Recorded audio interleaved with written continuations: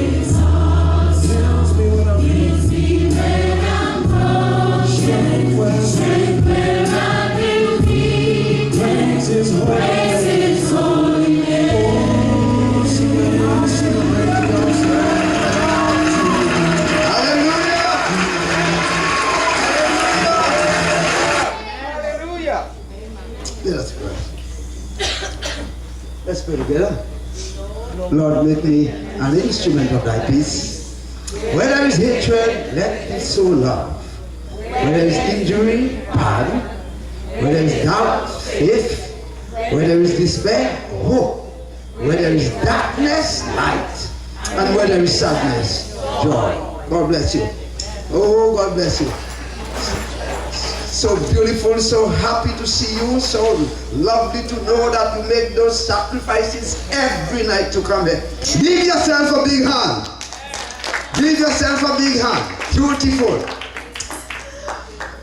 Tonight, I'm not going to preach tonight. Tonight, I teach. Tonight, I'm not going to preach. In fact, I have a few lessons. I teach them. I'm not preaching.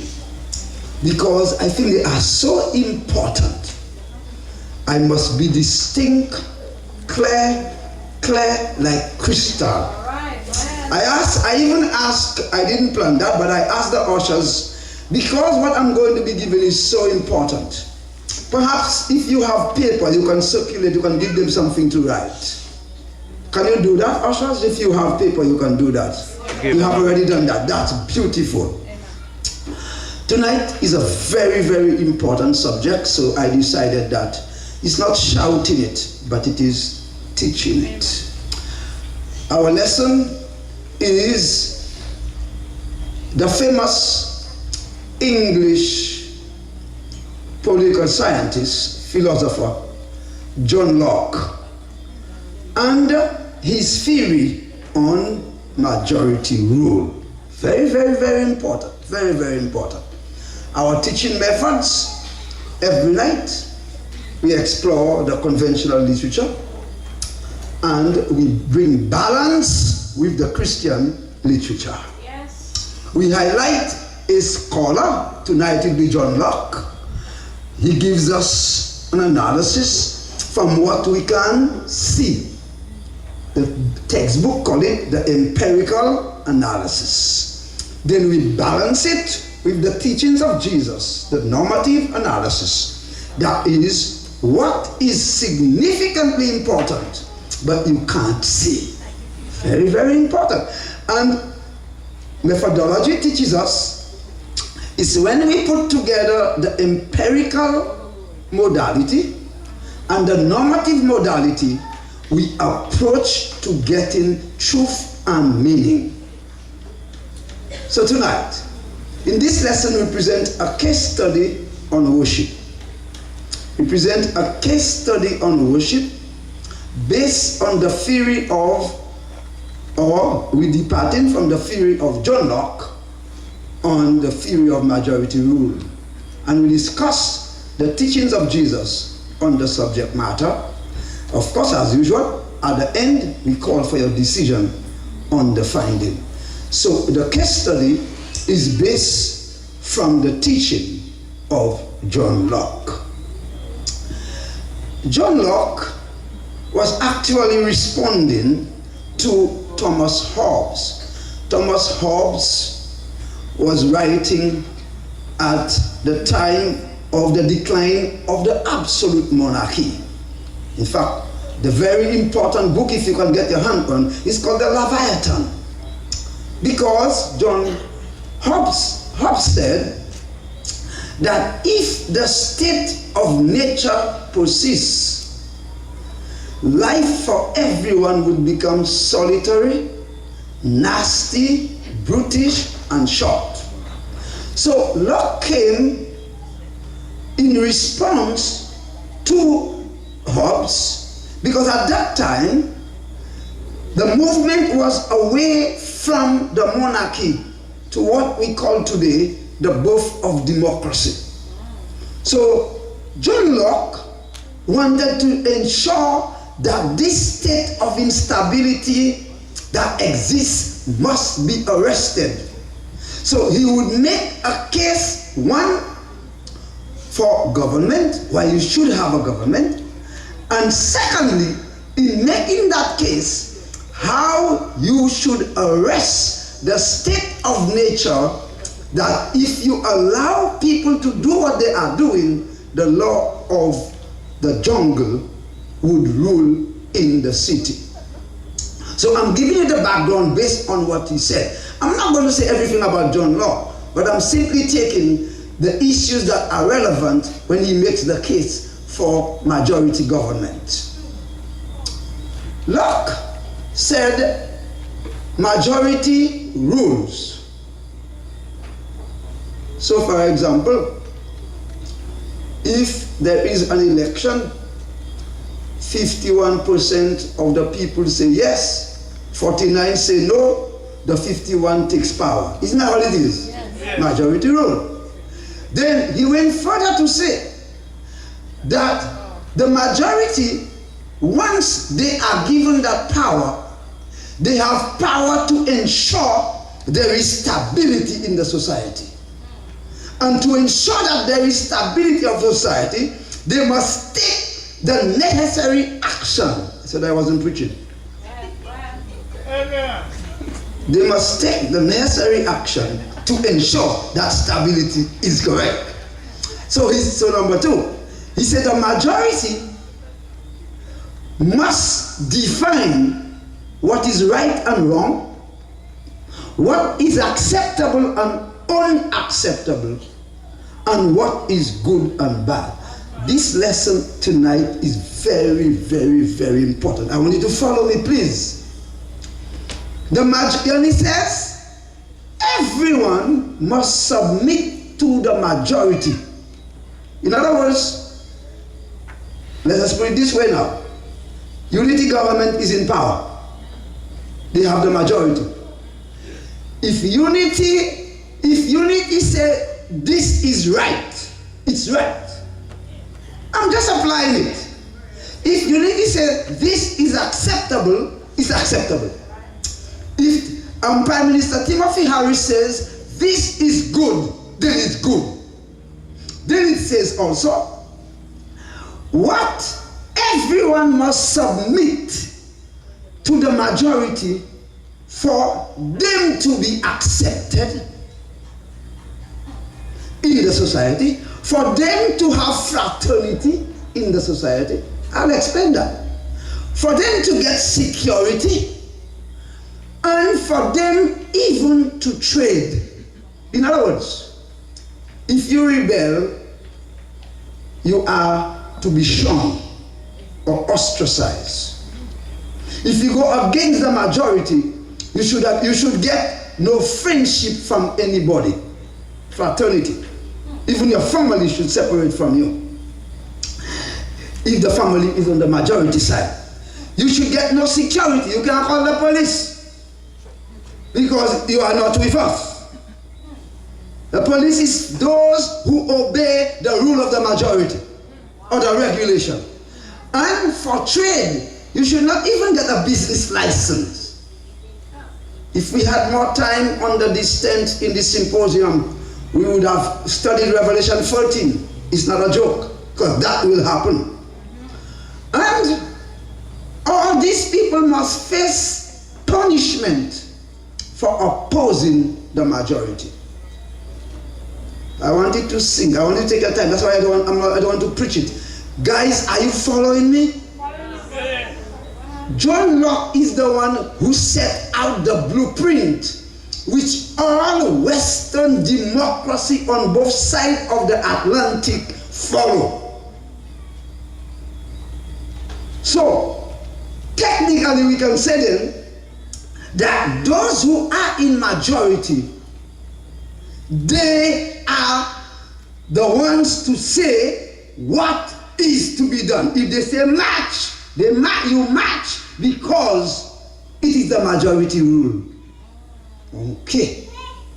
So, it's like when I was growing up, I heard it and I heard it up to now. So technically, what Locke was saying, the voice of that majority is the voice of the people, and therefore is the voice of God. You never heard that? You never heard me say the voice of the people is the voice of God? Yeah. I always found that funny. Where they see God, the voice of the majority becomes the voice of the people, and therefore is the voice of God. Our assignment came quickly. I didn't even realize that. Quick. Let's go, the assignment. Now, my young lady over there, you did a lot of work. You showed me three pages of work you're doing it. But you're not following it, you're not doing it well. You know, sometimes you can be in a job or you can be in a class and you do a lot of work. But the work not going anywhere. So listen to me tonight. Follow the teacher's instruction. Amen. Any work that you are doing, whether in a job or an assignment, you must follow the instruction. The only person who followed the instruction, even if they got it wrong, was Livingstone Huggins. He followed the instruction. Now, let us see the instruction. How our global community live. One question. How many countries with majority rule follow the instruction? Simple instruction. Is it okay, Valse? Simple instruction. Can I move on? How do you mean not yet? Take a picture of the thing with your phone. That's okay, but you don't have to write it word for word. How many countries in the world have majority rule? Take a picture with your phone. Okay, that's okay?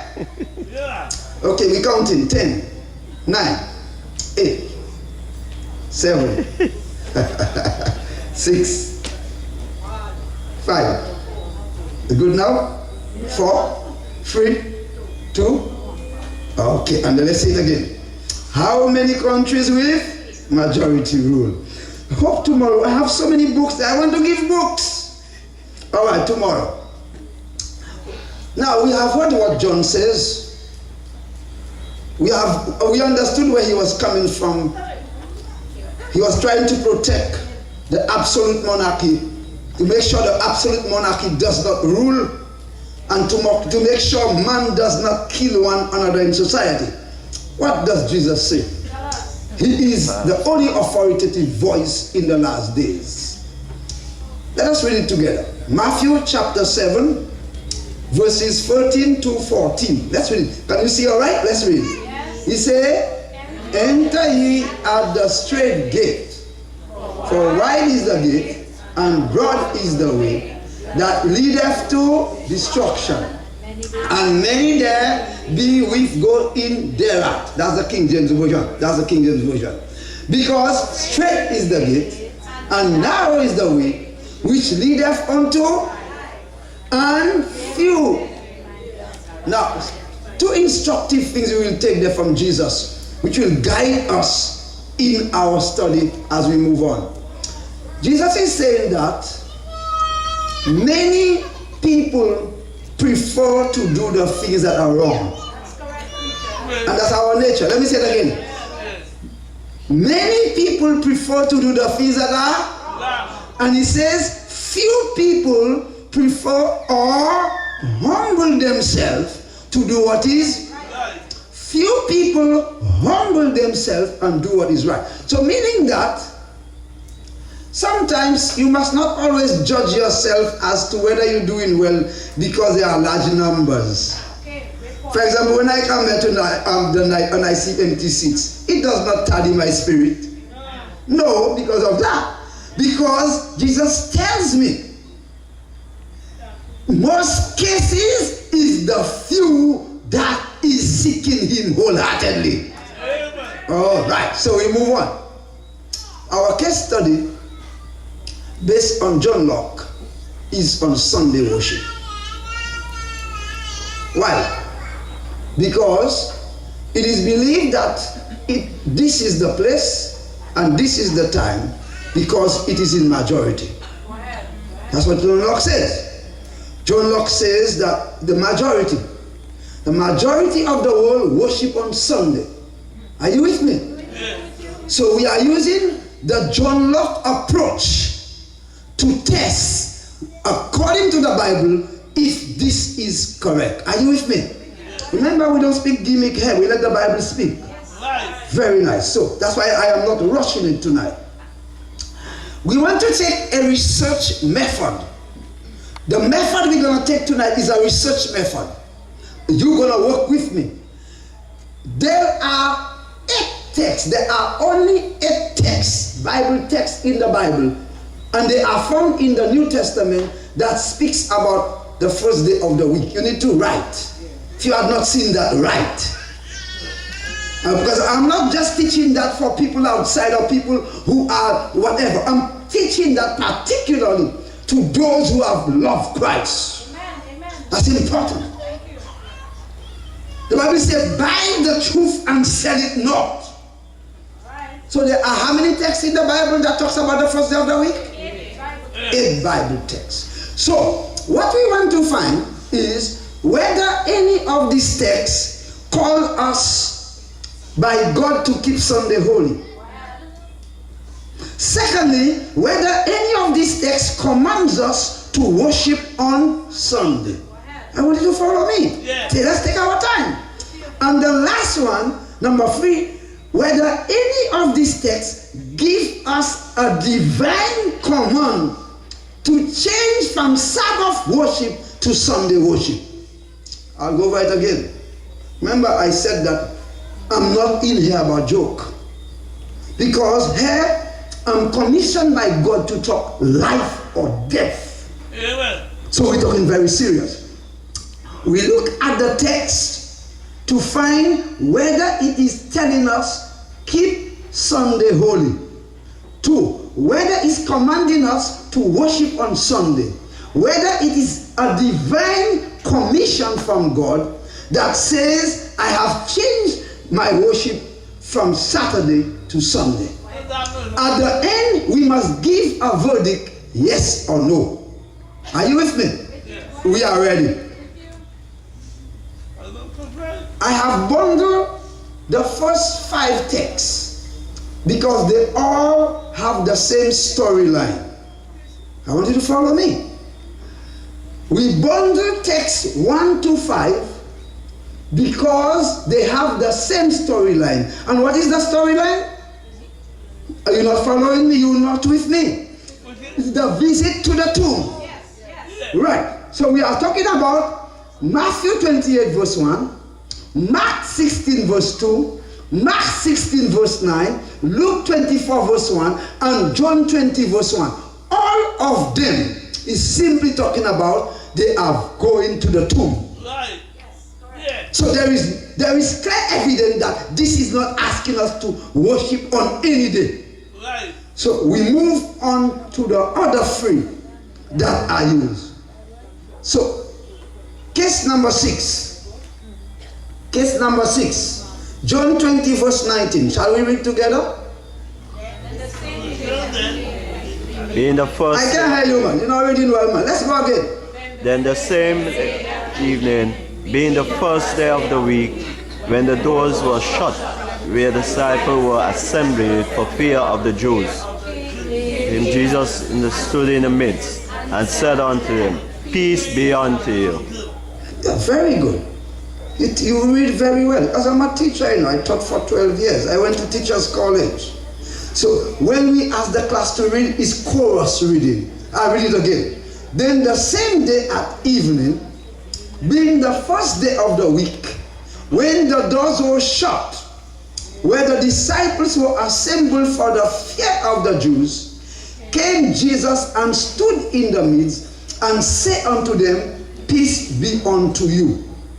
What is the research finding?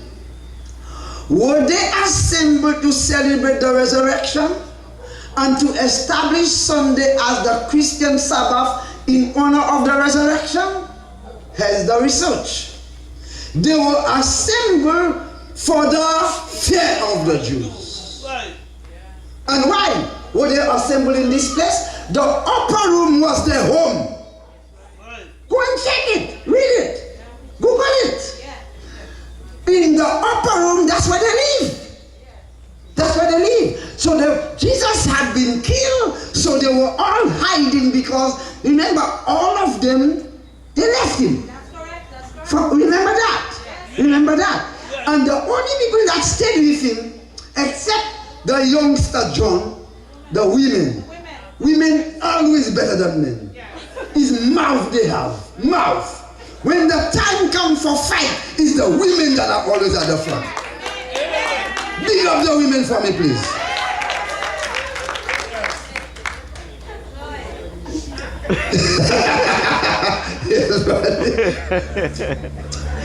And furthermore, remember, they did not believe Jesus had resurrected.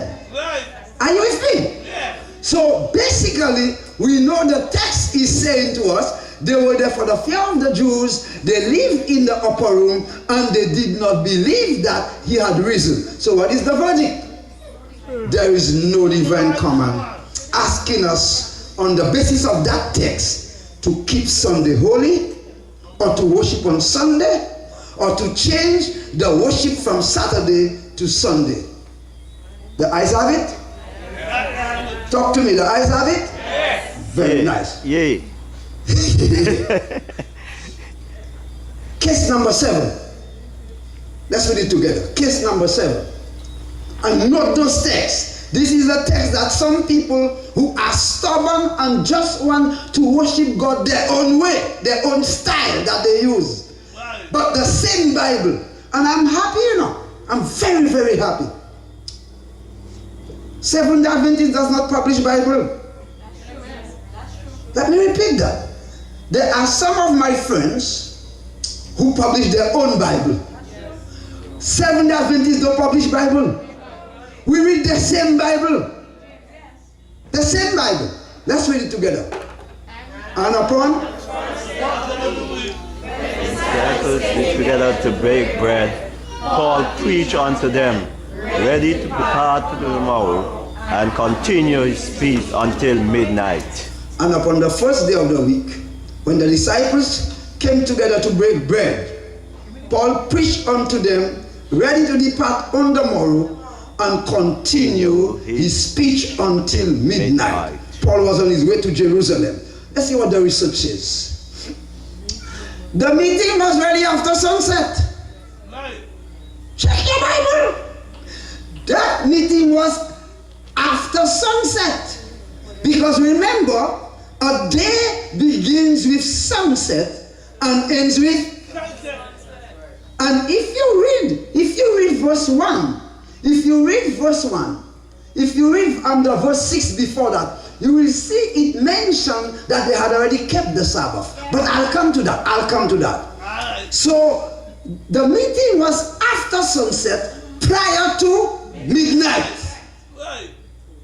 You don't have to go to school to know that. You don't need no degree. What you need is a heart of obedience, a spirit of obedience. It was a farewell speech following the Sabbath. Amen. The Bible is too sweet. The Bible is too sweet. People just want to cause confusion. And what is really behind that is the enemy.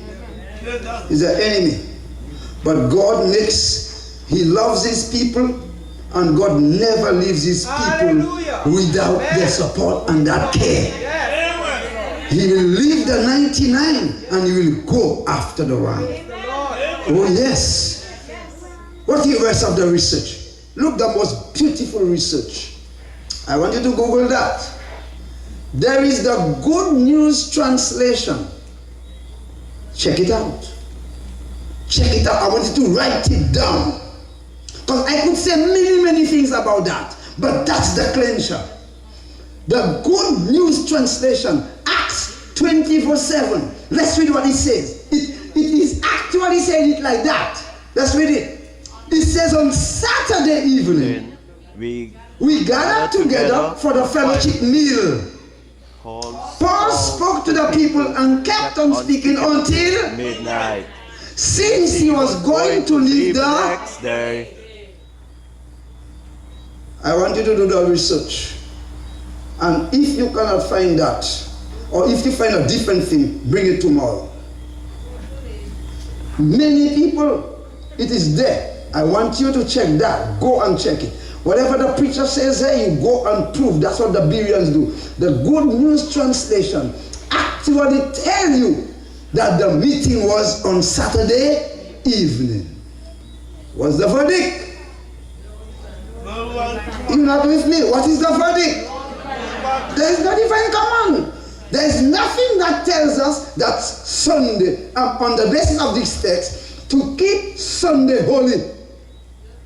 There is nothing that tells us that God removed the sanctity on Saturday, on Sabbath, to put on Sunday. Furthermore, the meeting was on Saturday night. Right. The last one. Let's read it together. Upon the First day of the week, let there everyone. is something about my congregation. There's something about my congregation. May we read together? Upon the first day of the week, let every one of you lay down his store, as God has prospered him.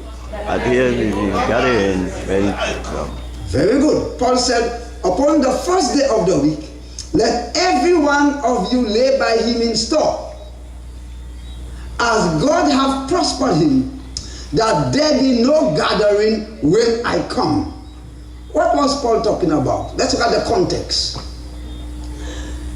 Verse 1 says, now concerning the collection of the saints, as I have given orders to the churches in Galatia, so do ye. What was the collection for? It was a collection of money and gifts. And you can write it, you can read it, you can check the commentary, you can Google it. For because there was a drought and famine that was affecting Jerusalem. So all the Christians and the saints in Jerusalem, they needed help. And watch that. Do you realize? Paul said that they would need to have couriers. You know, those people to carry.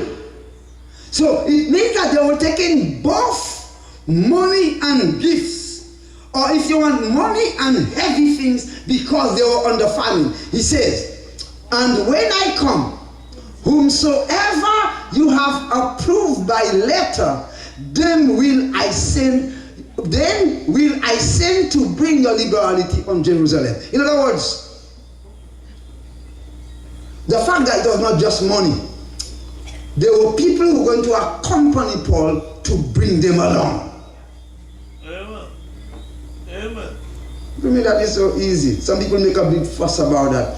They say, well, upon the first day of the week, he took a collection, so that means to say a church service, and if there's a collection, it means God say we must keep it. That is terrible reasoning. It's terrible reasoning. So, what is the verdict? There is no common head that says to keep Sunday holy, that say do not worship on Saturday and worship on Sunday. So every pillar, text number 1, text number 2, text number 3, text number 4, text number 5, all of them talk about visiting the tomb. Text number 6 simply spoke about, Paul simply spoke about, let's go back to number 6. I'm forgetting it. I want to make sure I say it well. That's right. That Paul was, they were there for the fear of the Jews. That has nothing to do with that. They were not keeping a worship, a special worship. That was their home. They were at their home and they were hiding from the Jews. Case number 7 simply tells us, contrary to all opinion on all teaching, actually the meeting was on Saturday night. Good. Text number 8 simply tells us there was famine in Jerusalem. The saints were affected, and therefore many people, all the churches were doing the same. They were sending people with money and gifts and goods, if you want, welfare, to take care of the people. Just like when we have a hurricane here. So we have no divine command. None of these 8 texts ask us that there is any change. No wonder Jesus have left us the example. What did he say? He came to Nazareth, where he had been brought up. He entered, as it was his custom or his habit, into the synagogue, or today we say the church, on the Sabbath day, and he stood up. So Jesus' habit was to go to church and worship on the Sabbath day. Jesus' manner, the Jesus who's saving us, his habit was to go to church to worship on the Sabbath day. Now the Paul that many of them are accusing, they say Paul changed it. People tired of lying on Paul. Paul must be turning his grave. Hear what Paul says. 1 Corinthians 11 verse 1. Let's read it together. He said, follow my example. As I follow the example. As I follow the example of Christ. In other words, Paul is doing what Christ did. And he's asking you to do what he does. Likewise. So in other words, Paul will not do what Christ did not do. And what does the Bible? The Bible gives us more example. Let's read this one. I like that version, the Net Bible. You can Google it too, the Net Bible. It says, Paul went to the Jews in the synagogue or the church or the temple, as he was customary did. So the same way, the same word that is used, the Hebrew word that is used for Jesus, he said, as his custom was, or as his habit was, or as his manner was. For Paul, it was Paul's custom, his habit, or his manner to reason with them on the Sabbath day. So Paul's habit was to go to church on Sabbath day or Saturday. Because Jesus' habit was to go to church on the Saturday. And since 1977, the 15th of September, I have been doing what Jesus asked me to do. I go to church on the Saturday. Because later on we'll see, it's not simply Saturday. It's not a day that matters. It's not a day that matters. But to obey is better than sacrifice. You can make all your sacrifice. You can do all, but if you disobey, because disobedience is like the sin of witchcraft. A man who disobeys is like a necromancer. When we disobey God, when we harden ourselves against God, we just like the Obia man. Let me say it again. It's in the Bible. Yes, it is. When we persistently disobey, you can go to church how you want. You can go to Baptist, you can go to Adventist, you can go to Catholic and so on. But you know that you are persistently disobeying, you're just like the man who's doing witchcraft. So the Bible says. In other words, you'll get the same punishment. So we go back to John Locke. We began with Locke. Because Locke says that the majority rule. The majority says what is good. The majority says what is acceptable. Are you with me? Yes. And the majority even have the right, if you are not doing what they say, to ostracize you and even to punish you. Am I right? Yes. Christians, the majority of Christians, 90% all over the world, worship on Sunday. Are you with me, guys? Yes. People are talking under the tent. I would really like people to follow. Brothers over there, you're having a separate conversation. You're having a separate conversation. I mean, give me the respect, please, I beg you. Thank you. So we go back to Locke. So if they are in majority, it means they are right according to Locke. It means they should be accepted. So all of us should go on Sunday because Sunday is in majority. And Revelation 14 says, I don't have the time to teach it here. The time will come when they will seek to enforce that everybody keeps Sunday. We'll come to that. What worries you about John Locke? All what we have said, what worries you about John Locke? The majority is wrong. What worries you? Say it if you believe it. Say it if you believe it. The majority is wrong. The majority is wrong. With respect to the Sabbath and with respect to Sunday worship, the majority is wrong. And if they know what they are doing and they are doing it be in rebellion, they are going straight to hell.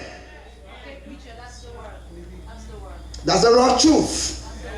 That's the raw truth. With God is simply life or death. It's not about currying favor. Oh, he's a nice guy. His family nice. They have always been in the church. They are beautiful. When you speaking, you must say it well. Say what well? Sin is sin. Sin is sin. Disobedience is like the sin of witchcraft. So, what do we conclude? No, John. I can't hear you. Let's go back. What do we conclude? Let's go back. What do we conclude? No, John. Sorry, John. We can't accept the majority rule. Sorry, John. We can't accept it. Why? So we change all what John says now. The majority does not define what is right or wrong. The majority does not tell us what is acceptable and unacceptable. The majority does not tell us what is good or bad. And everyone must not submit to the majority for acceptance, for fraternity, security, or commerce. Let me tell you something like that. If, as a man or woman, you have to accept what your friends say, what your church says, what your corporate people say, or what your business partners say, for you to get acceptance, it means you don't know God yet. When you get to know God, God is your identity. God is your acceptance. Amen. Amen. When in 1977 God came to me on the 12th of September, married only the 14th of August, less than a month, or just about a month. I didn't think of what my wife would say. I didn't think of what my mother would say. I was supposed to be a priest because I was an acolyte. I was being trained to be a priest. I didn't think I was supposed to go to France and be a priest. I submitted to the Spirit. Amen. Because it wasn't about the church. It wasn't about my wife. It was, as the song says, it's me, oh Lord, Amen. Standing in the need of prayer. Amen. It's me, oh Lord, standing in the need of prayer. Amen. In matters of salvation, it's me, oh Lord. We may face punishment, John, for opposing what is popular, but we must obey God and not man. And that's what they do us. They prevent us from getting jobs. They prevent us from getting promotion. They do all kind of things. Yes, they did not give me the great job. I would travel the whole Caribbean. I got a job. God had a job for me in St. Kitts where I traveled the world. Today, I know many countries in the world. Don't play with God. Trust God. Because God will take care of you. Amen. So I ask as I close. I became Jesus compliant on the 15th of September 1977 as I came out of the water. Are you Jesus compliant? How did I become Jesus compliant? Can we say it together? Because Jesus says if you... I didn't hear you. That's it. Simple and straight. Simple and straight. No GC, no CXC, no degree, no masters. I ask you, all those under my hearing, let God celebrate with you. Let God give you the power. He said He will do it for you.